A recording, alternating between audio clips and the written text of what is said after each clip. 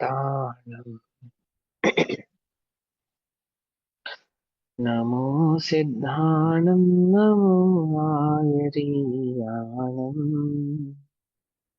नमो अध्यायाणम् नमो लोये सवसाहुणम्।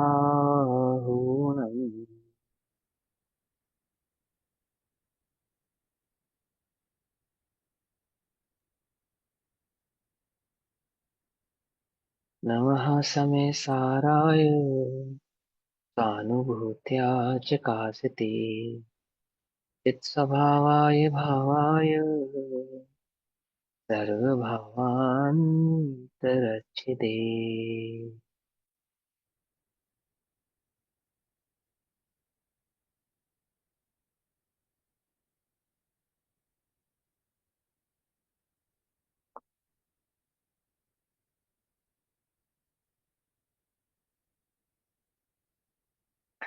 हमारी दोपहरकालीन कक्षा का विषय चल रहा है श्री समय सारची ग्रंथ।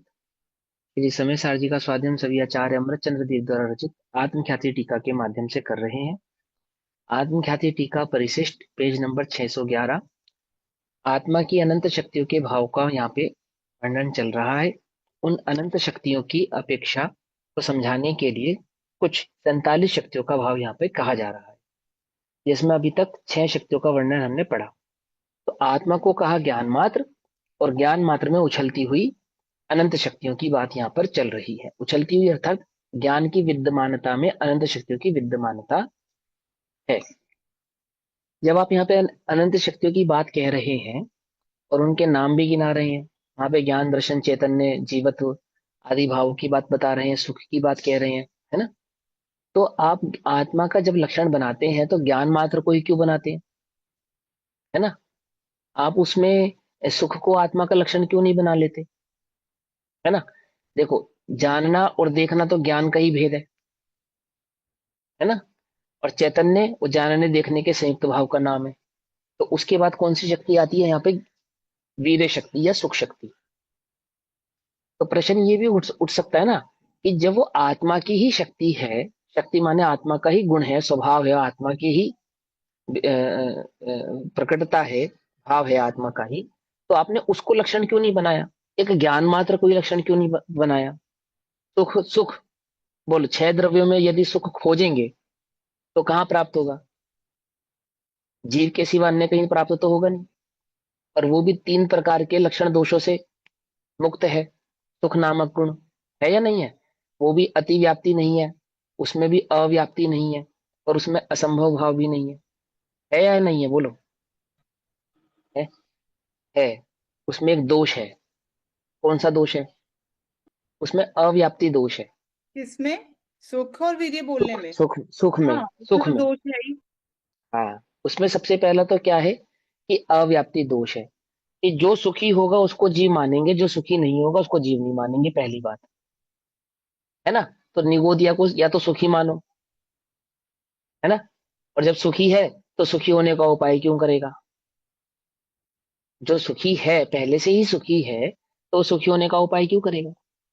और यदि वो दुखी है तो फिर हम उसको जीव नहीं मानेंगे, क्योंकि जीव का लक्षण तो सुख है और वो उसमें नहीं है, तो हम उसको जीव स्वीकार नहीं करेंगे। आई बात समझ में। और दूसरे कारण, दूसरा मूल कारण कि सुख है ये कौन जानेगा, सुख को जानने वाला भी तो चाहिए। सुख का वेदन कहाँ होगा, सुख का वेदन सुख में होगा या सुख का वेदन ज्ञान में होगा, कहाँ होगा सुख, ये कौन जानेगा, तो ज्ञान ही जानेगा। समझ में आती, समझ, इसको कहते हैं ज्ञान का सुख में उछलना, ज्ञान का सुख का ज्ञान में उछलना, दुख का ज्ञान में उछलना। पकड़ में बात, उछलना माने विद्यमानता, अर्थात ज्ञान सिद्धि कर रहा है जिसके अस्तित्व को जानने वाला ज्ञान है, उसका अस्तित्व ज्ञान में ही है। पकड़ में बात, नहीं पकड़ में, उल्टा नहीं ग्रहण करना, ज्ञेय की अपेक्षा से नहीं। मैं सुखी हूं, ये सुख गुण जानेगा मैं सुखी हूं, ये ज्ञान जानेगा मैं सुखी हूं। सुख को भी जानना पड़ेगा ना, सुख सुख को जानने का भाव चाहिए कि मैं सुखी हूं। तो जानना हुआ ना मूल, उसके अंदर मुख्यता आई ना है। एक तो पहली बात क्या है कि अव्याप्ति दोष है, और दूसरा क्या है कि जानने वाले के बिना कैसे जाना जाएगा ये सुख है। बात समझ में आती है नहीं समझ में आती है। इसलिए क्या नहीं किया, उनको लक्षण नहीं बनाया। लेकिन वे विद्यमान है, उछलती अर्थात ज्ञान में विद्यमान है, उपस्थित है। उपस्थित है जब ज्ञान ने अपना अहम किया, तो उस ज्ञान वे जो ज्ञान है ना जिसमें हे उपादेय भाव है, वो आत्मा के अनंत गुणात्मक भाव को पहचानने वाला, उसने जब उसे एक अखंड आत्म भाव में अहम पना धारण किया, उस चैतन्य उस ध्रुव में अहम पना धारण किया, तो उसने अहम पना मात्र एक ज्ञान में ना करके उस अखंड चैतन्य भाव के साथ विराजित उस अनंत गुणों को भी अहम भाव से स्वीकार किया है। आई बात समझ में नहीं आई? उसकी स्वीकृति का नाम क्या है यहाँ पर? उछलना। समझ में आती है बात, नहीं समझ में आती है ना? इसको कहते हैं उछलना। अब 6 नंबर की शक्ति वीर शक्ति के बाद, जिसका प्रताप अखंडित है, अर्थात किसी से खंडित की नहीं जा सकती, ऐसे स्वतंत्र से अर्थात स्वाधीनता से, शोभायमानपना जिसका लक्षण है, ऐसी प्रभुत्व शक्ति। आत्मा कैसा है? बोले प्रभुत्व शक्ति वाला है। प्रभुत्व शक्ति वाला है अर्थात कैसा है कि कोई चाहे उसे खंडित करना तो खंडित नहीं कर सकता। प्रभुत्व शक्ति को कोई खंडित नहीं कर सकता, या आत्मा को कोई खंडित नहीं कर सकता। समझना ध्यान से, पकड़ में ही बात नहीं, पकड़ में ही। प्रभुत्व शक्ति को कोई खंडित नहीं कर सकता ऐसा नहीं, प्रभुत्व शक्ति समझाते हुए किसकी बात बतला रहे हैं? उस द्रव्य की, उस आत्म तत्व की बात बतला रहे हैं। महिमा किसकी आनी चाहिए? उस आत्मा की। वो आत्मा कैसा है कि प्रभुत्व शक्ति भी है उसके अंदर। कैसी है वह प्रभुत्व शक्ति? कि कोई यदि उसे खंडित करना चाहे तो खंडित नहीं कर सकता। आई वो समझे? ऐसी उसकी प्रभुता है।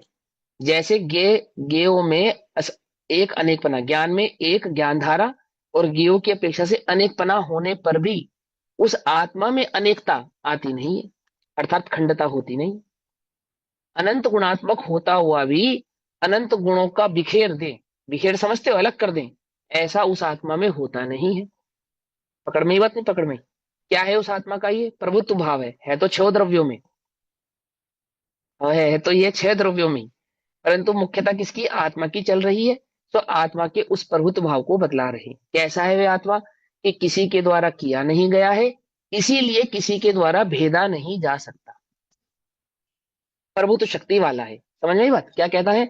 जिसका प्रताप अखंडित है, अर्थात किसी से खंडित नहीं किया जा सकता, ऐसे स्वाधीनता से शोभायमानपना जिसका लक्षण है, ऐसी वे प्रभुत्व शक्ति वाला वह आत्म तत्व है। समझ में आई बात? आगे, सर्व भावों में व्यापक ऐसे एक भाव रूप विभुत्व शक्ति। क्या कहा? सर्व भावों में व्यापक। सर्व भावों में व्यापक अर्थात आत्मा के जो अनंत गुण हैं, वो अनंत के अनंत गुण कैसे हैं? कि एक व्यापक भाव से हैं। ज्ञान में ही दर्शन है, दर्शन में ही सुख है, सुख में ही वीर्य है, वीर्य में चेतना है, चैतन्य में ही विभुत्व है, प्रभुत्व है। कोई अलग अलग है ऐसा नहीं, अलग अलग है ऐसा नहीं। अनंत होते हुए भी अनंत के अनंत कैसे उपस्थित है? एक ही है ऐसे उपस्थित है। ऐसे एकम एक हो गए हैं, जैसे मिठास ही शक्कर है और शक्कर ही मिठास है, ऐसे अनंत गुण ही आत्मा है और आत्मा ही अनंत गुणों वाला है। अनंत होते हुए भी अनंतता वाले, अनंत भाव ना होते हुए एक विभुत भाव वाला, यानी एक भाव मात्र वाला वह आत्म तत्व है। जैसे ज्ञान रूपी एक भाव सर्व भावों में व्याप्त होता है। जैसे आत्मा जानेगा तो कहां से जानेगा? कहां से जानेगा? सर्वांग से जानेगा। ऐसे सुखी होगा तो कैसे होगा? बोले सर्वांग से ही सुखी होगा। ऐसे ही उसका प्रभुत्व होगा तो कहाँ होगा? बोले सर्वांग से ही प्रभुत्व होगा। जैसे रावण को क्या कहते थे? हिंदू संप्रदाय में क्या कहा रावण के संदर्भ में? कि भैया इसके कितने भी गले काटो ये मरेगा नहीं, हाथ काटो, पांव काटो, है ना, कहीं से भी उसको आप मारो वो मरेगा नहीं। तो कहाँ मारे? बोले नाभि से तीर मारेंगे ना, नाभि में, तो मर जाएगा। तो आत्मा का भी कोई ऐसा वीक पॉइंट है जैसे रावण का वीक पॉइंट था? कि बोले कहीं ऐसा वीक पॉइंट नहीं है। प्रभुत्व है और विभुत्व है। समझ में बात नहीं समझ? उसका प्रभुत्व तो कैसा है कि एक नाभि वीक पॉइंट के साथ प्रभुत्व है। लेकिन आत्मा कैसा है कि अंश मात्र का भी वहां पे भेद नहीं है उसकी प्रभुता में और उसकी विभुता में। वो प्रभुता अखंडित है। कैसे? विभुता के कारण। ऐसा विभुत भाव है उसका कि सर्वांग से ही कैसा है?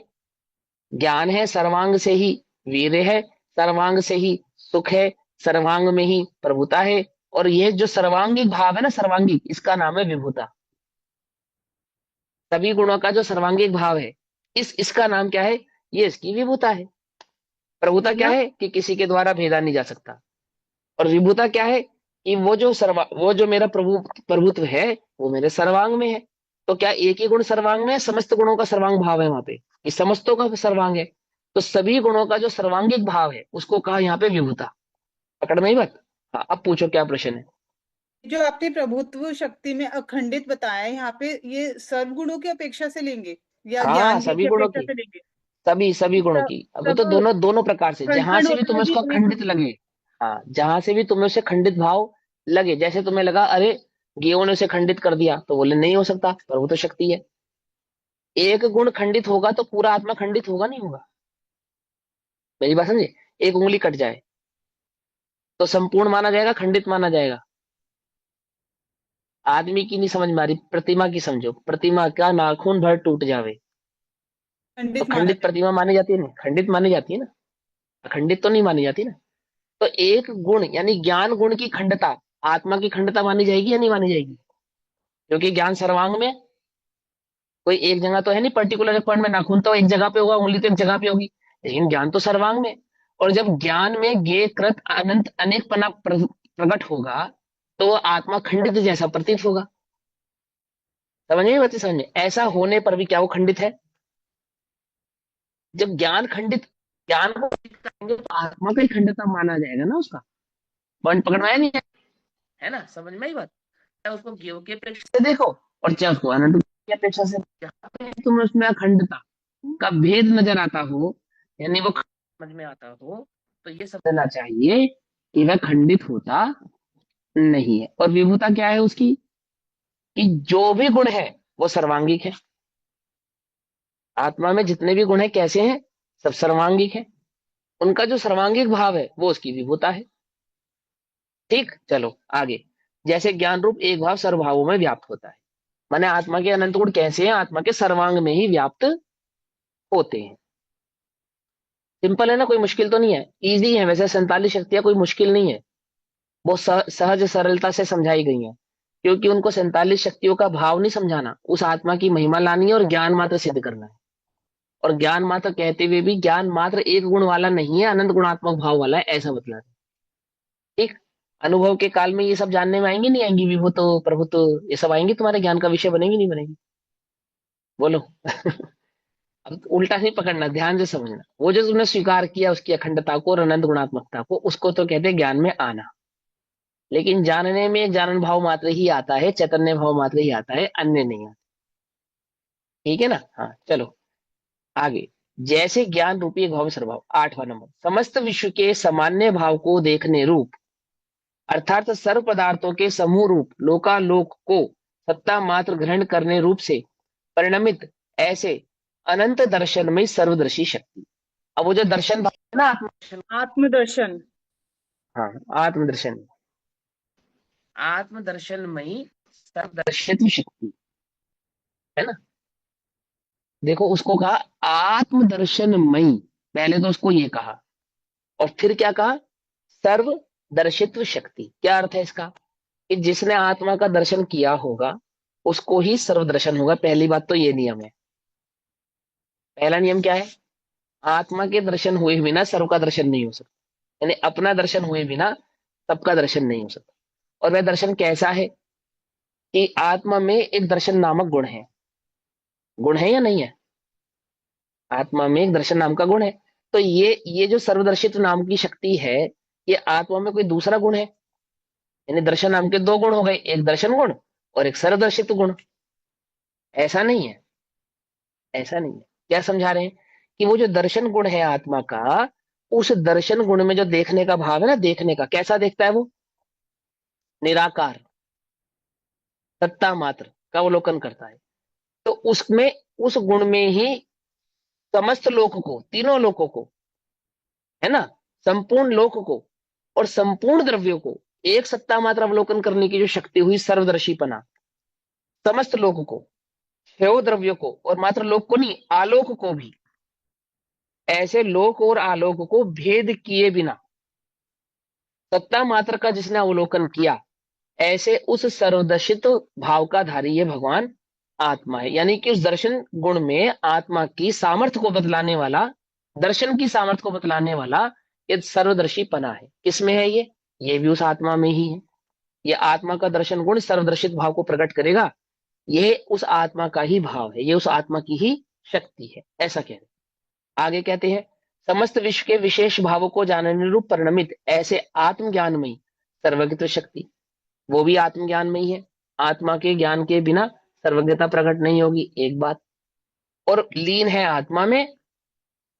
और सर्वज्ञता कैसी है ज्ञान गुण की, कि लोकालोक को भली प्रकार से पहचाने। कैसे पहचाने? द्रव्य गुण पर्याय और पर्याय के प्रति समय के प्रति परिणमन को तीनों कालों के एक साथ एक ही समय में जानने की जो उस ज्ञान गुण की सामर्थ है, योग्यता है, वो सर्वज्ञ तो शक्ति है। अमूर्तिक आत्म प्रदेशों में प्रकाशमान, लोकालोक के आकारों में मेचक। मेचक माने मिला हुआ। मेचक का अर्थ होता है मिला हुआ, व्यवहार ऐसा व्यवहार। समझो। मेचक का अर्थ क्या है? क्या भेद व्यवहार? क्या दीदी? भेद व्यवहार कहना मेचक। नहीं, मेचक माने मिला हुआ। मेचक का मतलब है यहाँ पे मिला हुआ, व्यवहार भेद नहीं। पहले तो यहाँ पे मेचक कर सिर्फ मिला हुआ समझो। जैसे ज्ञान में ज्ञ को भी मेचक कहते हैं और आत्मा में अनंत गुणों को भी मेचक कहते हैं। अब उसको मेचक कहना, ज्ञों को मेचक कहना ये व्यवहार है, और गुणों को मेचक कहना ये निश्चय है। बस इतनी सी बात है। लेकिन मेचक का मतलब होता है एक में खो जाना।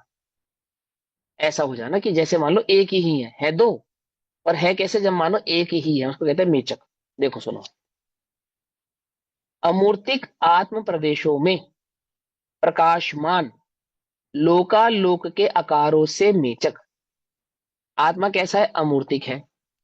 अमूर्तिक होता हुआ भी कैसा है? प्रदेशों वाला है, यानी कि एक द्रव्य, एक सत्ता रूप द्रव्य है। अमूर्तिक होता हुआ भी एक सत्ता रूप द्रव्य है, अस्थि काय भाव से उपस्थित है। पकड़ में ही बात। उसको कहते हैं आत्म प्रदेशों में। जब हम किसी की सत्ता को समझाते हैं ना, देखो आपको पता है ये अस्थि काय भाव क्यों समझाया जाता है? अस्थि काय भाव समझाने के पीछे एक कारण है। क्या कारण है? कि जिन्होंने ये माना कि सर्वव्यापी ब्रह्मा, सर्वव्यापी ब्रह्मा, तो उन्होंने क्या माना कि आत्मा तो एक ही है और बाकी सब उसके अंश हैं। आत्मा तो एक ही है और बाकी सब उसके अंश हैं। जैसे आकाश, जैसे एक आकाश। आकाश कितने द्रव्य है? एक द्रव्य ना आकाश। खंडित है अखंडित है? अखंडित है। और कैसा है? बहुप्रदेशी है। तो लेकिन उसके बहुप्रदेश कैसे है? अखंडित है। जैसे लोक आकाश अलोक आकाश से अलग है या नहीं? ध्यान से सोच के बताना। लोक आकाश आलोक आकाश से अलग है या नहीं? मीनाक्षी दीदी आपको क्या लगता है, अलग है या नहीं? है, एक ही है। हाँ, समझ में आई बात? लोक आकाश आलोक आकाश से अलग नहीं है। असंख्यात प्रदेश होता हुआ भी कैसा है? एक ही द्रव्य है। ऐसे ही जिन्होंने ये स्वीकार किया, ये माना कि सर्वव्यापी ब्रह्मा, तो उन्होंने क्या क्या कहा? उन्होंने कि ये पूरा का पूरा जगत जो है एक आत्म द्रव्य तो एक ही है, जैसे आकाश है ना। और वो आकाश जैसे पूरे लोक और आलोक आलोक में फैला हुआ ना, बहुप्रदेशी। ऐसे ही जो ये मेरे प्रदेश है ना, मेरे आत्मा आत्मा के प्रदेश, ये मेरे नहीं है, ये किसके हैं? ये उस ब्रह्मा के हैं। आपके प्रदेश किसके? उस ब्रह्मा के हैं। आपके प्रदेश किसके? उसके ब्रह्मा के। मैंने जगत में जितने भी आत्म द्रव्य हैं, वे सभी एक आत्म द्रव्य के ही प्रदेशों से बने हैं। तब जैन दर्शन अस्तिकाय भाव को समझाने के लिए कहता है कि नहीं भैया, प्रत्येक जीव द्रव्य अपने अस्तिकाय भाव को लेने वाला अन्य जीव से भिन्न है, अलग है। ब्रह्मा है, अलग है।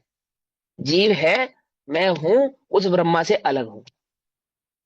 पकड़ में है बात? नहीं पकड़ में? ब्रह्मा है मतलब वो ब्रह्मा नहीं जिसको तुमने स्वीकार किया, वो ब्रह्मा। माने जैसे सिद्ध है अर्यंत है, हाँ है, लेकिन हम सिद्धों और अर्यंतों के अंश नहीं है। हम सिद्धों और अर्यंतों के व्यापक भाव नहीं है। कैसे है? वो एक अलग द्रव्य है, मैं एक अलग द्रव्य हूं। हम आकाश द्रव्य जैसे नहीं है। हम कैसे हैं? कैसे हैं? हम जीव द्रव्य जैसे ही हैं। अन्य द्रव्य से हमारी उपमा नहीं दी जा सकती। क्यों नहीं दी जा सकती? पुद्गल से दे सकते हैं उपमा कि नहीं दे सकते? क्यों नहीं दे सकते? क्योंकि पुद्गल में स्कंदपना होता है और जीव में स्कंदपना नहीं होता है। माने दो जीव मिलकर एक जीव बनते हो, ऐसा तो नहीं होता है। परंतु दो पुद्गल बनकर एक स्कंद बनाते नहीं बनाते? ऐसे दो जीव मिलकर भी कोई पर्याय बनाते हैं, तीन जीव मिलकर भी कोई पर्याय बनाते हैं, चार जीव मिलकर भी कोई पर्याय बनाते हैं, कि वो निगोदिया की बनाते हैं ना, बनाते नहीं बनाते कि नहीं बनाते, है ना। वो कई कई जीव मिलकर आलू बनते हैं, ऐसा नहीं, ऐसा नहीं। प्रत्येक जीव की सत्ता उसमें भिन्न ही रहती है, अपने आधार से परिणमित होते हैं। कितने ही जीव उसमें मरते रहते हैं, बिछड़ते रहते हैं, नवीन जीवों की उसमें उत्पत्ति होती रहती है, और आलू की जो देह है वो देह रूप से अपने कार्य में उपस्थित रहती है। अंश मात्र भी आलू का खराब खराब होगा ना, तो आलू खराब हो गया ऐसा कहेंगे। लेकिन अनंत जीव उसमें से निकलते हैं, आते हैं, निकलते और आते हैं, और उसके आधार से आलू खराब हो गया ऐसा नहीं कहते। पकड़ मारी बात, नहीं पकड़ मारी। हम उसको पुद्गल की भी क्या नहीं देते, उपमा नहीं देते, अस्थिकाय भाव को समझाते हैं कि प्रत्येक द्रव्य का अपना एक अस्तित्व है, और अपने अस्थिकाय मैंने अपने प्रदेशों वाला है। अन्य के प्रदेशों का मेरे प्रदेशों से क्या नहीं है, कोई कोई लेना देना नहीं, कोई लिंक नहीं है। ठीक। तो क्या कहते हैं, देखो शक्ति के अंदर अमूर्तिक है, और आत्म प्रदेशों में मैंने अपने अपने अपने प्रदेशों वाला, अन्य के प्रदेशों का घालमेल हो गया उसमें, ऐसा नहीं, अपने अस्तित्व वाला, जिसमें मैं हूं, मतलब मैं हूं, ऐसा वो जीव तत्व। प्रकाशमान अर्थात जानने रूप, कैसे जानने रूप, लोकालोक के आकारों से मेचक, अर्थात अनेक आकार रूप, ऐसा उपयोग जिसका लक्षण है, ऐसी स्वच्छत्व शक्ति। कैसा है उस ज्ञान का स्वच्छत्व भाव, कि लोकालोक उस ज्ञान में ऐसे झलकेगा मानो संपूर्ण लोक उस ज्ञान में ही है। क्या कहा, समझिए बात, सिद्धों के ज्ञान में, अरिहंतों के ज्ञान में लोक कैसे झलक रहा है, दर्पण तल इव सकला, मानो उसके भीतर ही है। दर्पण के समक्ष रखी हुई वस्तु ऐसे प्रतीत हो रही है मानो दर्पण के भीतर ही है। मेचक, मिला हुआ, मेचक घुस गया है नहीं। कैसा स्वच्छत्व है, कितना क्रिस्टल क्लियर है, कि आपने देखा होगा ना कि पानी इतना क्रिस्टल, इतना क्लियर है कि पानी ही समझ में नहीं आ रहा कि है या नहीं है ना। देखा कई प्रकार के चित्र होते हैं क्रिस्टल होने का, स्वच्छत्व को भाव को समझाते हैं। कितना क्लियर है पानी, कि पानी अपनी उपस्थिति ही नहीं दर्शा पा रहा कि वो है या नहीं है, इतना क्लियर हो गया वो। पकड़ में ही बात। स्फटिक मणि कितनी क्रिस्टल हो गई, कि वहां एक मणि की एक दीवार खड़ी है और नजर ही नहीं आ रही कि कोई मणि की दीवार भी है। तो नहीं कहानी है ना, टकरा जाता है, फिर वो वसु राजा निकाल के लाता है और अपने सिंहासन में लगाता है। सारे जगत को क्या लगता है कि वहां मणि नहीं है, आकाश में सिंहासन है, ऐसा लगता नहीं लगता है। कितना क्रिस्टल क्लियर है, उसको कहते हैं क्लियर। क्रिस्टल क्लियर यानी कि स्वच्छत्व भाव।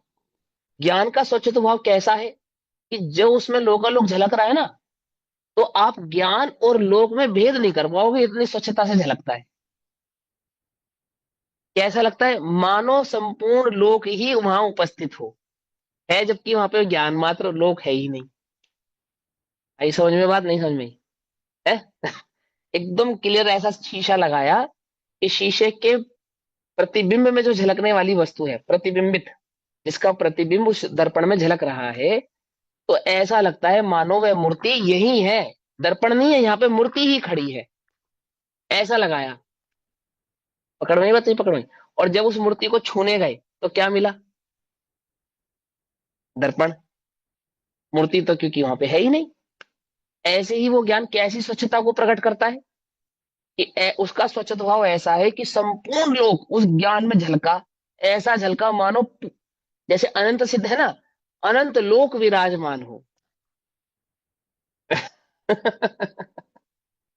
समझे या नहीं समझे, परंतु लोक का अंश नहीं, वहां तो सिद्ध ही सिद्ध है। समझ में आई बात, ऐसा उस ज्ञान का स्वच्छत्व भाव है। तो कैसे समझाया, देखो इन्होंने क्या समझाया, अमूर्तिक आत्म प्रदेशों में प्रकाशमान, क्या प्रकाश हो रहा है, क्या प्रकाशमान यानी कि क्या जानने में आ रहा है, क्या झलक रहा है, लोकालोक के आकारों से मेचक, अर्थात जैसे लोक का स्वरूप है, लोकालोक के आकारों से मेचक, यानी जैसा लोक का स्वरूप है वो वैसा का वैसा वहां उपस्थित है। मेचक माने है ऐसा, अर्थात अनेक आकार रूप, ऐसा उपयोग जिसका लक्षण है, ऐसी स्वच्छत्व शक्ति। अब उदाहरण के तौर पे ये देखो क्या लिखा, जैसे दर्पण की स्वच्छत्व शक्ति से उसकी पर्याय में घटपट आदि प्रकाशित होते हैं, उसी प्रकार आत्मा की स्वच्छत्व शक्ति से उसके उपयोग में लोकालोक आकार प्रकाशित होते हैं। माने जैसा लोक का स्वभाव है, स्वरूप है, आकार है, वैसा का वैसा वह लोक का स्वरूप, आकार आदि भाव उस ज्ञान में झलकता है। और कैसे झलकता है? कि मानो वह लोक ही वहां उपस्थित हो, इतना स्वच्छ। समझ में आई बात? नहीं समझ में आई? है ना? स्वयं प्रकाशमान विशद स्पष्ट ऐसी संवेदनमयी स्वानुभवमयी प्रकाशित प्रकाश शक्ति। क्या मतलब है इसका? कि आत्मा में अनुभव प्रकट होने की जो अनुभव है ना आत्मा का, ये भी आत्मा की एक शक्ति है। ज्ञान ज्ञान को जाने, और जब ज्ञान ज्ञान में अहम भाव को धारण करता है, अहम भाव को धारण करने से जो अपने अपने अस्तित्व का जो उसको भान अनुभव हुआ, अपने होने का जो अनुभव हुआ, वो वह अनुभव भी आत्मा की एक शक्ति है, एक गुण है ना? क्या कहा? स्वयं प्रकाशमान। इसमें पर का कोई लेना देना नहीं है स्वयं प्रकाशमान में। यानी कि जब अनुभव होगा, जब अनुभूति प्रकट होती है इस आत्मज्ञान में, आत्मा में, तो कैसी प्रकट होती है? कि उस अनुभव में स्वभाव मात्र का ही क्या होता है? वेदन होता है, अनुभव होता है। स्वयं प्रकाशमान विशद यानी कि स्पष्ट स्पष्ट ऐसी संवेदनमयी स्वानुभवमयी प्रकाशित शक्ति। क्यों है ये प्रकाश शक्ति? कि छद्मस्त को ये भूल हो जाती है कि शायद मुझे आत्मानुभूति हुई है। क्या कहा? कुछ लोग जगत में ऐसे हैं जो ये स्वीकार करते हैं कि हुई होगी, पता नहीं चला। तो क्या कहा? स्पष्ट। ये अनुभूति जब होगी तो स्पष्ट होगी। क्यों होगी? क्योंकि वह अनुभवमय शक्ति है इस आत्मा में। कि जब अपना अनुभव करेगा ना, तो कैसा करेगा? यहाँ स्पष्ट का अर्थ ऐसा नहीं जैसा केवली को आत्मा स्पष्ट भाव दिखे, ऐसा नहीं। ये अनुभव की अपेक्षा से, अस्तित्व की अपेक्षा से। और इसी अनुभव भाव को, यही अनुभूति का भाव, वो प्रकाशत्वादी शक्ति में एक में एक है ना। सारे सारे अनंत गुण भिन्न भिन्न नहीं है ना, भिन्न भिन्न नहीं है ना। तो वहां अनंत गुणों को जानने का जब ज्ञान में सर्वज्ञपना प्रकट होता है, तो वह सर्वज्ञ भाव से अनंत गुण भी जानने में आते हैं, अनुभव के कारण नहीं।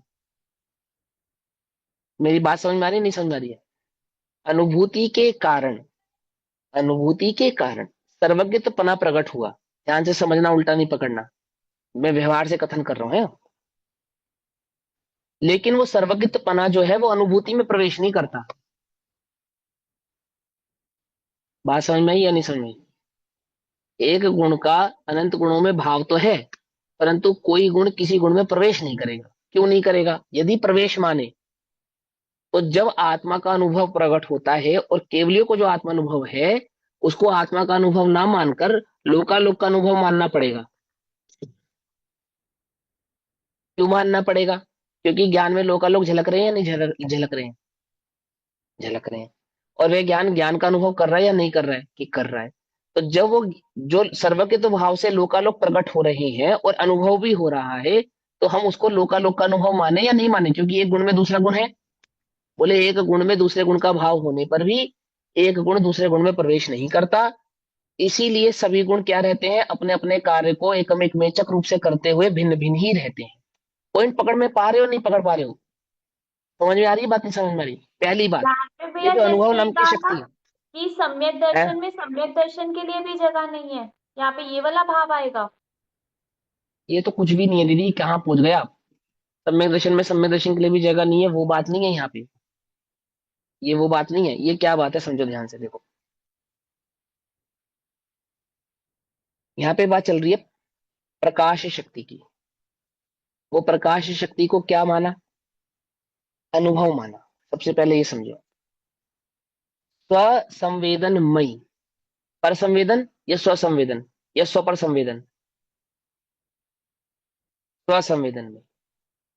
अभी मेरे पास, मेरे अनंत गुणों में एक शक्ति है जिसका नाम है प्रकाश शक्ति।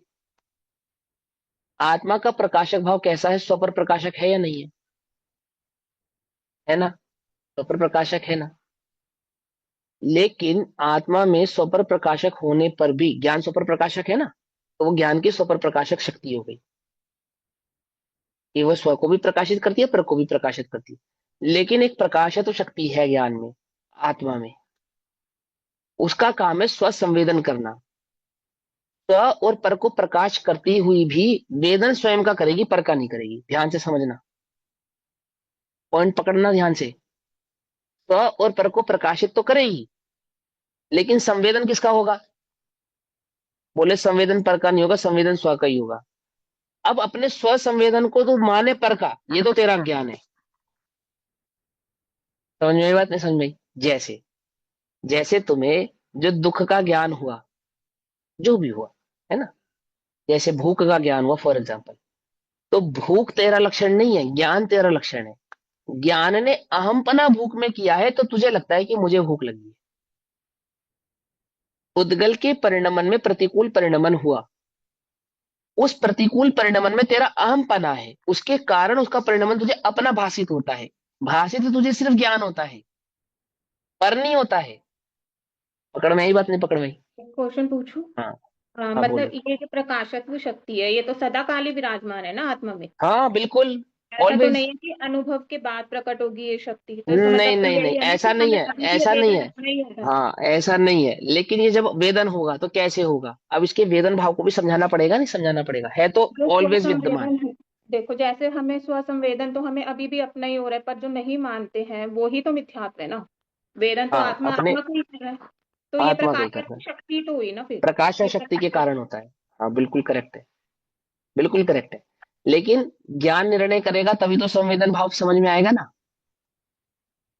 है ना? वही दर्शन मन का जाना है। हाँ ज्ञान तो वही निर्णय दर्शन मुंह का करना है, जाना है। दर्शन मुख का हाँ जाना है। हाँ तो बिल्कुल सही बात है, ऐसा ही है। अब प्रकाश शक्ति को ध्यान से समझेंगे, 12 नंबर की शक्ति को। बहुत इजी है, और समझ में आ जाएगी तो मजा आ जाएगा। जब तक समझ में नहीं आ रही है तब तक मुश्किल लग रही है बस। देखो, इसके इनके ना शब्दों पे थोड़ा सा ध्यान दो आप। सबसे पहले लिखा है स्वयं प्रकाशमान। स्वयं प्रकाशमान का अर्थ क्या होता है? जो सदैव उपस्थित है उसको स्वयं प्रकाशमान कहते हैं। जैसे ज्ञान है, वो सदैव उपस्थित है या नहीं है? क्या ज्ञान का किसी एक काल में, किसी एक समय में अभाव स्वीकार करें? यदि करेंगे तो क्या हो जाएगा? आत्मा का ही नाश हो जाएगा, आत्मा जड़त्व भाव को प्राप्त हो जाएगा। तो उसको क्या कहते हैं? सर्व उद्दीप्तमान कहते नहीं कहते हैं? उसी सर्व उद्दीप्तमान को भी कहते हैं स्वयं प्रकाशमान, जो स्वयं से प्रकाशित है, यानी कि जो स्वयं से उपस्थित है, इसी के द्वारा जिसको रोका नहीं जा सकता, बाधा नहीं पहुंचाई जा सकती। पकड़ में जी नहीं पकड़ में उठी? तो ऐसा वह कैसा आत्मा का भाव है, गुण है, जो स्वयं प्रकाशमान है। एक बात। अब आगे सुनो, स्पष्ट है, उसमें कोई अस्पष्टता हो ऐसा भी नहीं है, स्पष्ट है। ठीक, फिर आगे चलते हैं। ऐसा स्वसंवेदनमयी, स्वयं का संवेदन करने वाली स्वानुभवमयी प्रकाश शक्ति है इस आत्मा में। प्रकाश शक्ति है, क्या करती है? कि भले ही जाने लोकालोक को, परंतु अनुभव अपना ही करेगा, पर का नहीं करेगा। आई बात समझ में? उस ज्ञान में सर्वज्ञतपना प्रकट हुआ, और सर्वज्ञतपना प्रकट होने पर लोकालोक उस ज्ञान में कैसे झलकने लगे? कैसे झलकने लगे? हाथ पे रखे आंवले की भांति। ऐसा होने पर भी क्या वे केवली पर का अनुभव कर रहे हैं, लोक का अनुभव कर रहे हैं? बोले नहीं कर रहे। बोले क्यों नहीं कर रहे? जब सारे लोग जाते हैं और स्वच्छता प्रकट हो गई है, और ज्ञान स्व पर प्रकाशक भाव वाले, उसमें स्व और पर दोनों ही भाव हैं, दोनों ही भेद है ना, स्व पर प्रकाशक है ना। तो वह ज्ञान जब स्व और पर दोनों को ही जान रहा है, तो अनुभव भी स्व और पर दोनों का कर रहा होगा? बोले नहीं, ये एक प्रकाशित नाम की शक्ति है आत्मा में, और वह स्वयं संवेदन में ही है। कि वेदन जब भी होगा स्वयं का ही होगा, और वो जो वेदन होगा वो कैसा होगा? स्पष्ट होगा, अस्पष्ट नहीं होगा। अस्पष्ट नहीं होगा। दो बातें समझ में आई बात? संवेदन किसका होगा? अपना ही होगा। पर का वेदन कभी तीन काल में कर नहीं सकता। कौन? ज्ञान भी नहीं कर सकता। आत्मा पर को जाने, इसका मतलब ये नहीं कि वो पर का वेदन करता है। देखो, तुम्हें मिठास का वेदन होता है या नहीं होता? बोलो, 25 बताना। मिठा खाते हैं तो मिठास का वेदन होता है या नहीं होता है? होता है ना। यहाँ कह रहे हैं कि मिठास का नहीं होता, वेदन ज्ञान का होता है। ज्ञान मिठास को जानता है, इसको इसको अस्वीकार नहीं कर रहे हम। परंतु ज्ञान मिठास का वेदन नहीं करता, वेदन ज्ञान का ही करता है। ज्ञान ने जिस मिठास को जाना, अपने उस जानन भाव का मिठास रूप से वेदन ज्ञान ने करा, ये ज्ञान का अज्ञान था। लेकिन क्यों, ज्ञान कभी मीठा नहीं होता। यदि वो मिठास का वेदन कर लेगा, वेद लेगा, चख लेगा, तो ज्ञान मीठा हो जाएगा। कुछ बात समझ में नहीं? तो बोलो ज्ञान मीठा होता है या नहीं होता है? कुछ नहीं समझ में आई बात? पर का वेदन करने के लिए उसे पर रूप होना पड़ेगा, तभी होना वो पर पड़ेगा, का उसको वेदन। छूना पड़ेगा, उसको टच करना पड़ेगा। समझे ना? उसको टच करना पड़ेगा उसको। और जब ज्ञान में मिठास घुलेगी तो मिठास का अभाव हो जाएगा, या तो ज्ञान मिठास हो जाएगा या तो मिठास ज्ञान हो जाएगी, तो एक द्रव्य का नाश हो जाएगा, नहीं हो जाएगा? वो मिठास नामक गुण किसका है? आत्मा का है या पुद्गल का है? पहले तो ये समझो। पुद्गल का है। उद्गल का है। पुद्गल का है। तो फिर आत्मा पर के गुण का अनुभव कैसे करेगा?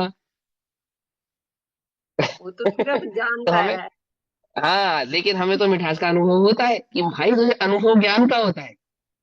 ज्ञान मिठास को जानता है, और तुझे ऐसा लगता है कि मैं मिठास का अनुभव कर रहा हूं, जबकि अनुभव ज्ञान का होता है और मिठास को भर मात्र जानता है। तो मुझे मिठास का अनुभव ऐसा क्यों प्रतीत होता है? बोले उपयोग है ना, उपयोग। उपयोग, योग माने जोड़ना, किसको? उप यानी अपने को। तूने अपने को मिठास से जोड़ा है, उसी उपयोग को ज्ञान से जोड़। ज्ञानोपयोग, दर्शनोपयोग कहाँ जोड़? अपने से जोड़। अपने को जोड़ना उपयोग। तो तू जब उसको पर से जोड़ेगा तो तुझे ऐसा लगेगा मैं पर का अनुभव कर रहा हूं, करेगा नहीं। क्योंकि प्रकाश शक्ति के कारण तू स्वसंवेदन भाव का ही अनुभव कर सकता है कि मैं स्वसंवेदन कर रहा हूं। इसका ज्ञान मुझे कैसे होगा? वो उपयोग बताएगा, जिसको हमने लक्षण बनाया ना, तेरा ज्ञान इसलिए बनाया उसे लक्षण। उसे अपने से जोड़ तो तुझे पता चलेगा कि तूने कभी पर का वेदन किया ही नहीं, तू कभी पर का वेदन कर सकता ही नहीं। और पर का वेदन करने में तू क्या है? असमर्थ है। सर्वसमर्थवान यह आत्मा पर का वेदन करने में असमर्थ है। बोले क्यों? शक्ति नहीं है उसके पास ऐसी कोई। पर को जाने ऐसी शक्ति तो है, परंतु पर का वेदन करे ऐसी शक्ति नहीं है। इसको क्या कहा? प्रकाश शक्ति। कि जब भी होगा वेदन अपना ही होगा। एक बात, अच्छा, चौथे काल में जब वेदन होता है स्पष्ट होता है या अस्पष्ट होता है? अनुभव जब भी प्रकट होगा स्पष्ट ही होगा, अस्पष्ट नहीं होगा। ऐसा नहीं कि शायद हुआ और मुझे पता नहीं चला, ऐसी कोरी कल्पना बकवास यहां होती नहीं है। अनुभव जब भी होता है स्पष्ट होता है, बिल्कुल डंके की चोट पे हाँ हुआ है, उसमें क्या बात है? समझे या नहीं समझे? क्यों? वो प्रकाश शक्ति है, स्पष्ट है। स्पष्ट है। अनुभूति जब भी होगी कैसी होगी? स्पष्ट होगी। और जब तक अनुभूति की खबर नहीं है तब भी आत्मा यदि वेदन करेगा तो एक ज्ञान भाव का ही करेगा, पर का कर सकता नहीं। यदि हम उसको पर के वेदन को स्वीकार करेंगे तो फिर केवली अपना वेदन करते हैं ऐसा स्वीकार ना करके लोकालोक का वेदन करते हैं ऐसा मानना पड़ेगा। जानने का नाम वेदन नहीं है, अनुभूति का नाम वेदन है। ठीक? जानने का नाम क्या नहीं है? वेदन नहीं। अनुभूति का नाम क्या है? वेदन है। क्या लिखा? स्वयं प्रकाशमान विशद ऐसी स्वसंवेदनमयी, स्व संवेदनमयी, स्वानुभवमयी, है ना, प्रकाश शक्ति, क्षेत्र और काल से अमर्यादित ऐसी, मुझे पूछना था कुछ। जिसकी, हाँ बोलो इसमें बोलो। जो प्रकाश शक्ति है तो इसमें जो ये कहते हैं कि हमें जो जितना भी जो दिखाई देता है वो प्रकाश शक्ति से जानने में आता है, ये वाला भी भाव है इसके अंदर? नहीं, स्वच्छत शक्ति। वो जानना तो प्रकाश, स्वच्छत शक्ति का काम है। तो प्रकाश का अर्थ या ये हुआ मतलब अपनी सत्ता अनुभव, मात्र का अनुभव। अनुभव, अनुभव में कि वो जब भी वेदन करेगा, अनुभव किसका करेगा? पर को जानने से अनुभव पर का करेगा क्या? नहीं, कि पर का अनुभव नहीं करेगा, अनुभव अपना ही करेगा। प्रकाश शक्ति अनुभव के संदर्भ में है। स्वच्छत प्रकाशक के शक्ति स्वपर पर, अनुभव। हाँ, हाँ, और स्वच्छत शक्ति स्वपर प्रकाशक के संदर्भ में है। वो स्वपर प्रकाशक पना कहाँ है? ज्ञान में है। ठीक है? तो ज्ञान अपने को भी जानता है, लोक को भी जानता है, लेकिन अनुभव किसका करता है? आत्मा का ही अपना ज्ञान करता है, पर का नहीं करता है। हम्म, ऐसा कैसे हो गया? जाना तो उसने लोकालोक। जिस समय में भगवान अपने को जानते हैं उसी समय में पर को जानते ही नहीं जानते? कोई भेद है? अपने जानने में और पर के जानने में भेद है केवलियों के, लेकिन अनुभव पर का नहीं कर रहे हैं। जिस समय अपना अनुभव कर रहे हैं उसी समय पर भी जानने में आ रहा है कि हाँ हाँ छद्मस के साथ तो चलो आसान है कि जिस समय आत्मा जानने में आएगा पर जानने में नहीं आएगा, लेकिन केवलियों के साथ तो मुश्किल हो गई कि जिस काल में आत्मा अनुभव कर रहे हैं, अनुभूति है उनको, अनुभव में है, उसी समय उसी काल में पर भी उनके जानने में आ रहा है। तो क्या वो पर का भी अनुभव कर रहे हैं? बोले नहीं। क्यों? क्योंकि प्रकाश नाम की जो शक्ति है ना वो स्व संवेदनमयी होती है, पर वेदन में होती ही नहीं है। जिस समय आत्मा बाहर में उपयुक्त है उस समय भी बाहर पर पदार्थ का वेदन करता हो ऐसा नहीं है। वेदन तो ज्ञान का ही करता है, लेकिन उपयोग की ये जो अस्थिरता है इसके कारण ऐसा लगता है कि मैं पर का वेदन करता हूं। आई बात समझ में? नहीं समझ में? है ना? जहां जुड़ा है ज्ञान, जहां जुड़ा है ज्ञान को क्या लगता है वही उसका अहम भाव हो जाता है वही। इसलिए तो यहाँ पे ज्ञान को कहा, सारा काम ज्ञान के भरोसे छोड़ा नहीं छोड़ा। आत्मा को ज्ञान मात्र कह के पूरा का पूरा मोक्ष मार्ग किसको समर्पित कर दिया? ज्ञान को समर्पित कर दिया। ज्ञान से दर्शन में भी जाएगा तो बस ज्ञान में तो पता चलेगा कि दर्शन में बिल्कुल सब कुछ ज्ञान, सब कुछ काम ज्ञान करेगा। हम्म इसलिए उसको ज्ञान मात्र कह रहे हैं। ओनली, ओनली क्यों? शक्ति की वजह से भी। एकमात्र, हाँ एकमात्र करता है ये बस। और कोई गुण नहीं है जो कुछ करे, बाकी तो सब बिल्कुल ओके कर रहे हैं अपना काम जो कर रहे हैं, इसे करना है ठीक। जैसे किसी को कहते ना कि भाई तो अपनी बुद्धि सुधार ले तेरा सब सुधर जाएगा, ऐसा कहते नहीं कहते लोक में? बुद्धि कर्म अनुसारिणी। व्यक्ति का जब समय खराब आता है तो सबसे पहले क्या खराब होता है? क्या जाता है सबसे पहले? धन, शक्ति, बल, क्या जाता है? बुद्धि। बुद्धि। सबसे पहले बुद्धि भ्रष्ट हो जाती है। और जब कुछ अच्छा होना होता है तो सबसे पहले क्या आता है? सबसे पहले बुद्धि आती है। आचार्य ने कहा बुद्धि कर्म अनुसारिणी। बुद्धि का परिणमन कैसे होता है? बोले कर्म के अनुसार होता है। समझ में ही बच्चे, समझ में? है ना? ऐसे ही मोक्ष मार्ग का जो परिणमन है सारा का सारा कहाँ होना है? बोले ज्ञान में होना है। ज्ञान सुधरा सब सुधर जाएंगे। एक देखिए जानिए रमी रही एक ठोर, कमल विमल ना विचारिए यही सिद्धि नहीं और। समझे? कौन है वो एक? वो ज्ञान मात्र आत्मा, उसको कहा एक। ठीक। अब 13 नंबर की शक्ति इस क्षेत्र और काल से, माने क्षेत्र है एरिया और काल है समय, अमर्यादित, अमर्यादित ऐसी चिद विलास रूप, यानी कि चैतन्य के विलास रूप असंकुचित विकासत्व शक्ति। क्या मतलब है इसका अर्थ? कि कोई क्षेत्र उसको बाधा पहुंचाता हो उसके विकास में या उसके संकोचन में, अथवा काल उसके संकोचन और विकास में बाधा पहुंचाता हो। बोले ऐसा नहीं है।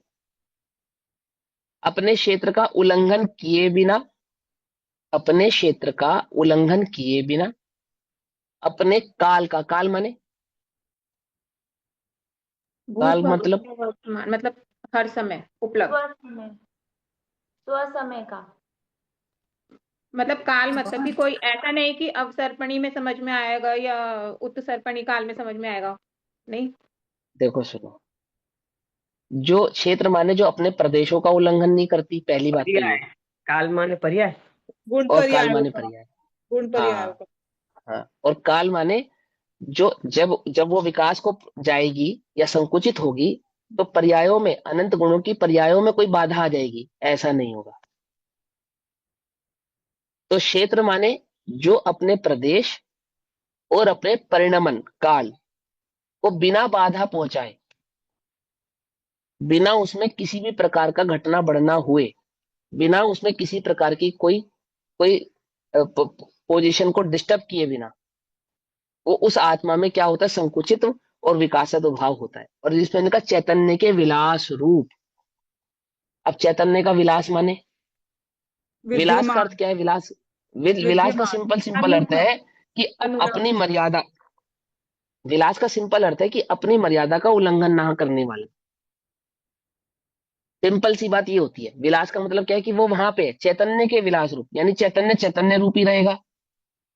अपने प्रदेश, प्रदेश बढ़ेंगे तो आत्मा बढ़ेगा क्या? जब प्रदेश फैलेंगे तो आत्मा बड़ा हो जाएगा क्या? कि नहीं। और जब प्रदेश संकुचित होंगे तो आत्मा संकुचित हो जाएगा क्या? कि नहीं होगा। बिल्कुल भी नहीं होगा। प्रदेश फैलेंगे और प्रदेश से सिकुड़ेंगे। और ऐसा लगेगा मानो आत्मा फैल रहा है और सिकुड़ रहा है।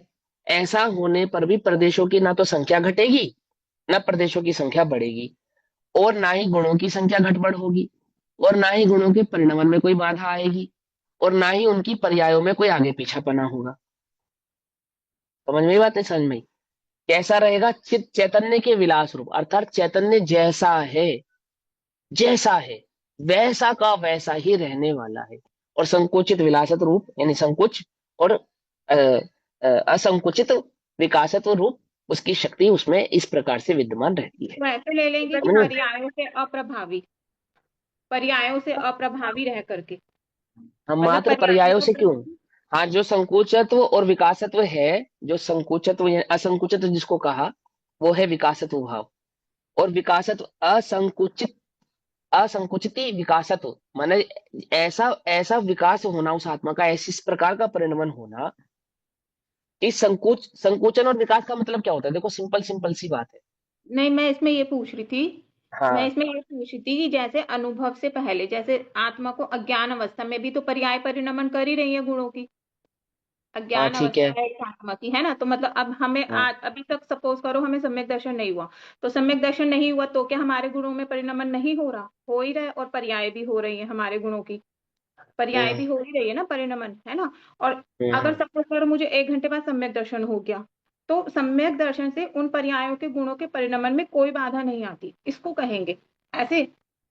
मतलब जो नहीं, गुणों इसको नहीं ज्ञान कहेंगे। और इसको अज्ञान से। नहीं नहीं नहीं नहीं नहीं, इसको नहीं कहेंगे। देखो, मैं इसको एक और साधारण भाषा में समझाता हूँ, बिल्कुल सिंपल भाषा में। देखो, ये आत्मा कब से है? अनादि से है। कब तक रहेगा? अनादि तक रहेगा। और अनादि तक सतत कैसा रहेगा? सतत परिणमनशील रहेगा ना। हाँ, नमनशील। उन निरंतर पर्यायों निरंतर सतत सतत परिणमनशील रहेगा ना। इसका नाम है असंकुचित विकासत्व शक्ति। बस सिंपल, इसका नाम है। भैया ऐसा नहीं कह सकते इसे अपने सचतुष्टय में रहने वाला है। नहीं, वो भी आएगी बात, पर वो इस शक्ति का काम नहीं है। इस शक्ति का काम नहीं है, इस शक्ति का भैया काम है। हाँ, इसको ऐसे नहीं कह सकते कि ये चींटी के शरीर में जाके कभी छोटा नहीं हुआ और महामत्स्य के शरीर में जाके कभी बड़ा नहीं हुआ। ऐसा नहीं है, मतलब कि हाँ छोटा और ऐसा, हाँ हाँ, वो तो है ही, वो तो है ही। लेकिन सदैव एक सा रहता है। मतलब मूल बात देखो, जैसे में लिखा है असंकुचित विकासत्व शक्ति, ऐसा लिखा ना। तो यहाँ पे जो अ शब्द है, ये क्या है? ये आदि दीपक है। इसमें संकुचित यानी कि असंकुचित, और विकासत्व यानी कि अविकासत्व, जिसमें संकोच भी नहीं होता, विकास भी नहीं होता। ना तो जो छोटा होने पर छोटा होता है, और ना ही जो बड़ा होने पर बड़ा होता है। जैसे आत्मा के प्रदेश केवली समुद्घात के समय लोक में फैलेंगे, संपूर्ण लोक में फैल जाएंगे, तो क्या उस समय हम आत्मा को बड़ा माने? ये नहीं, बड़ा नहीं होता। और जब एक इंद्रिय पर्याय में जब जीव जाएगा तो सूक्ष्म हो जाएगा, तो क्या हम उस जीव को छोटा माने? ये नहीं, छोटा नहीं होगा। अब हम उसको अगुरु लघु गुण से समझते हैं। समझते नहीं समझते हैं? अभी तक हम उसको अगुरु लघु गुण से समझते आ रहे थे, नहीं समझते आ रहे थे? लेकिन वो अगुरु लघु गुण का भाव नहीं है, ये असंकुचित शक्ति, विकासत्व शक्ति का भाव है। ये जो आपने यहाँ पे असंकुचित, सतत परिणमनशील कैसे लगाया? बता रहा हूँ ना, बता रहा हूँ, समझा रहा हूँ, समझते जाओ। समझते जाओ इस बात को। तो सबसे पहले तो क्या कहा? इस असंकुचित, छोटा नहीं होगा, और अविकासत बड़ा नहीं होगा। ऐसा छोटा बड़ा तो नहीं होगा ना। और निरंतर परिणमनशील तो रहेगा ही रहेगा। प्रदेश फैलेंगे तो क्या परिणमन कहीं रुक जाने वाला है? प्रदेश कभी फैलेंगे आत्मा के, तो किसी भी गुण का कोई परिणमन रुक जाने वाला है क्या? माने काल भेद नहीं आएगा उसके अंदर, और क्षेत्र से बाधा नहीं पहुंचेगी। अर्थात जो अपना एरिया है वो असंख्यात प्रदेश उसका एरिया है। क्षेत्र माने क्या? क्षेत्र माने लोक नहीं, क्षेत्र माने आत्मा के अपने प्रदेश। समझ में आई बात, नहीं समझ में आई? जब यहाँ पे कहा स्वयं, यहाँ पे कहा क्षेत्र और काल से अमर्यादित। अमर्यादित कहने का मतलब कोई मर्यादा नहीं है, तो लोक के बाहर जा सकता है वो? आत्मा लोक से बाहर जा सकता है? नहीं जा तो सकता। इसमें तो लिखा है क्षेत्र से अमर्यादित, इसमें तो ऐसा लिखा है। इसका मतलब तो यही होता है कि क्षेत्र उसको मर्यादा में नहीं बदल सकता, वो क्षेत्र की, वो तो लोक से भी बाहर जा सकता है। इसका तो ये अर्थ निकल रहा है। क्यों सरोज आंटी जी, ऐसा है या नहीं है? इसका अर्थ ऐसा ऐसा निकलता नहीं, है या नहीं निकलता है? ऐसा नहीं है। हाँ, ऐसा नहीं है, लेकिन अर्थ निकलता है, नहीं निकलता ऐसा, क्षेत्र से हाँ अमर्यादित। हाँ जी हाँ। तो क्षेत्र का मतलब क्या है यहाँ पे? क्षेत्र का मतलब है आत्मा के प्रदेश। अपने हाँ, उसमें प्रदेशों में। लोकाकाश के क्षेत्र नहीं लेंगे ना, क्षेत्र मतलब अपना हाँ, क्षेत्र, लोकाकाश का क्षेत्र अपना लेंगे। क्षेत्र, यानी कि जो हाँ मेरा प्रदेश है, हाँ, जो मेरे असंख्यात आत्मा के प्रदेश ही प्रदेश है। लेंगे क्षेत्र में। असंख्यात प्रदेश, हाँ, क्षेत्र में मेरे मेरे असंख्यात प्रदेश, और काल में उन असंख्यात प्रदेशों में व्यापने वाले अनंत गुण और उनकी पर्याय। पर्याय। ये दोनों हो गई। अब ये दोनों होते हुए भी आत्मा कैसा होता है? कि आत्मा में संकोच और विकासत्व होते हुए भी संकोच और विकास नहीं होता, का मतलब सीधा सा है कि ना तो उसके प्रदेश बढ़ते घटते हैं, और ना ही उनके गुणों के परिणमन में कोई बाधा आती है। बस सिंपल। तो समझ ये में आ गई बात, नहीं समझ में आ स्वतंत्र गई? का मतलब भी तो यही होता है। दीदी, स्व चतुष्टय का मतलब अपने स्व क्षेत्र काल भाव आदि में रहने वाला वो अखंड आत्मद्रव्य के संदर्भ में, जो चतुष्टय के संदर्भ में हम बात कहते हैं, वो नहीं, एक अलग उसमें भी तो बात है। यही है, उसमें भी तो द्रव्य क्षेत्र काल भाव से बाहर नहीं जाता, अपने उसमें रहता है, हाँ, अपने होता गुण मतलब परिणाम यही में है, रहता है। उसका मतलब यही है। लेकिन वहां पे संकोच विकास को नहीं समझाती। जैसे आत्मा के प्रदेश फैलेंगे, तो ये बात उस स्वाद्रव्य क्षेत्र काल भाव में नहीं समझाएंगे, वो तो आत्मा की स्थिति समझा दी आपने। यहाँ पे कहते हैं कि आत्मा के जो जो आत्मा के प्रदेश लोकालोक में फैले, ऐसा होता है ना आत्मा में। ऐसा होने पर भी क्या नहीं हुआ? तो हम वहां तो कहा एक भी स्वद्रव्य क्षेत्र प्रदेश काल भाव बढ़ा को नहीं और एक भी प्रदेश घटा नहीं, ऐसा। घटा नहीं, और वहां वहां पे कहते हैं स्वदृश्य क्षेत्र काल भाव की अपेक्षा से कि वो अपनी मर्यादा में ही रहा। वहां तो मर्यादा को समझाया, पर यहाँ कहते हैं कि जब प्रदेश फैलते हैं तो क्या आत्मा बड़ा हो जाता है? तो बोले बढ़ने स्व का मतलब क्या कहते हो आप? भैया स्व चतुष्टय में तो क्या है कि अपने चतुष्टय में रहा, पर के चतुष्टय में अपने नहीं जा चतुष्टय में नहीं बस गया। और बस। यहाँ समझाते हैं कि हाँ प्रदेशों में बढ़ोतरी नहीं हुई। हाँ हाँ, यहाँ प्रदेशों की बात है। समझे? यहाँ ये समझाते हैं कि उस आत्मा के प्रदेशों में कुछ बढ़ता नहीं है, और ठीक है, प्रदेशों में क्लियर कुछ हो घटता नहीं है। गया, है? इंटर रिलेटेड ही है, वैसे तो क्लियर ही हो गया। हाँ, चलो, अच्छी बात है। क्या कहा? क्षेत्र की अपेक्षा से क्या कहा? कि उसके प्रदेशों में कुछ घटता नहीं और बढ़ता नहीं। और गुणों की अपेक्षा से क्या कहा? कि गुणों में जो होने वाला परिणमन है, वह परिणमन सतत भाव से परिणमित होता हुआ भी क्या नहीं होता? कि वो परिणमन में संकोच और विकास होता हो। गुणों में संकोच और विकास होता हो, तो ना गुणों में संकोच विकास होता है, और ना ही प्रदेशों में संकोच विकास होता है। जैसे मान के चलो, फॉर एग्जाम्पल। इसमें से पढ़ू थोड़ा सा एक बारी, 4-5 लाइंस। हाँ, पढ़ो। दादा की पुस्तक में है, अनंत हाँ, पढ़ो पढ़ो शक्तियों से पढ़ो। संपन्न इस भगवान आत्मा में एक ऐसी शक्ति ऐसी भी है कि जिसके कारण यह आत्मा बिना किसी संकोच के पूर्ण रूप से विकसित होता है। तात्पर्य यह हम्म। है कि इस भगवान आत्मा का प्रत्येक गुण पर्याय में निर्मलता के साथ साथ पूर्णता को भी प्राप्त होता है। हाँ, ज्ञान गुण पूर्णता को, हाँ, केवल ज्ञान। हाँ हाँ हाँ, ये भी असंकुचित विकासत्व में दादा जो बात समझा रहे हैं, कि आत्मा के विकासत्व भाव को समझाते हैं, कि वो घटता नहीं है, बढ़ने की ओर जाता है, बढ़ते और जाता है। इसमें और एक किसकी लाइन ये मर्यादा लिखी नहीं हुई रखता है, वो? हाँ हाँ ज्ञान गुण केवल ज्ञान रूप परिणमित होता है, श्रद्धा गुण हाँ, शायिक सम्यक रूप परिणमित होता है। प्रकरण परिणमित होता है। हाँ, अब इसमें तो क्या समझाया? विकासत्व की अपेक्षा से।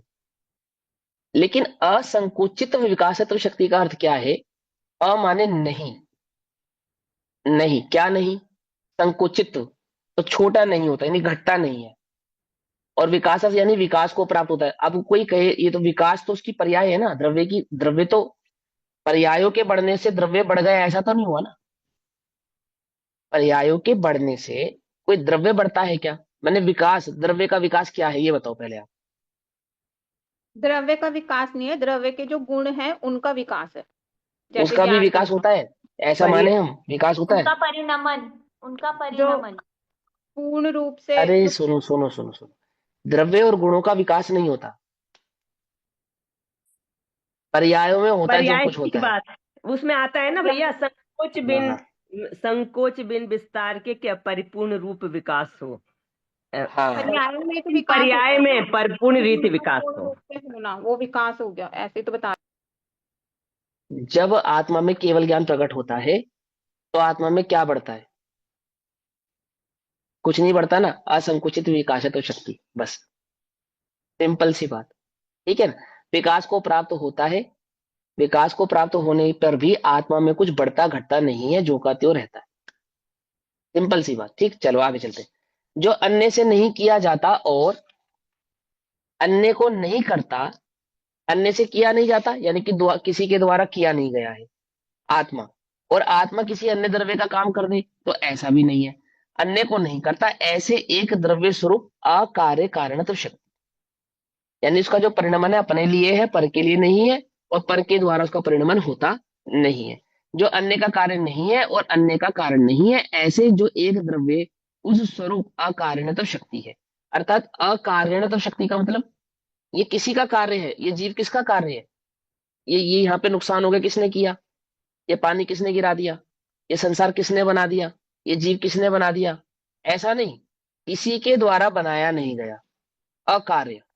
और कारण तो अन्य का कारण भी नहीं है। इस जीव के कारण संसार में कुछ हो रहा है क्या, ये बोले जीव के कारण संसार में कुछ नहीं हो रहा। और जीव को किसी ने बना दिया क्या, तो जीव को भी किसी ने नहीं बनाया है। जीव अपना काम कर रहा है, संसार का अपना कार्य होता है। एक दूसरे के कारण कार्यपना इस जीव में होता नहीं है। अपना कार्य और अपना कारण ये जीव स्वयं ही है। ऐसा इस जीव में अकार्य कारण तो भाव है। अंतिम, पर और स्व जिनके निमित्त है। क्या कहा, पर और स्व, पर और स्व जिसके निमित्त है, ऐसे ज्ञेयाकारों को, देखो ज्ञेयाकारों में किसको लिया, पर और स्व दोनों को यहाँ पे लिया, क्योंकि ज्ञेयों की जब भी बात आएगी वहां पे पर की ही बात आती है, ठीक है ना।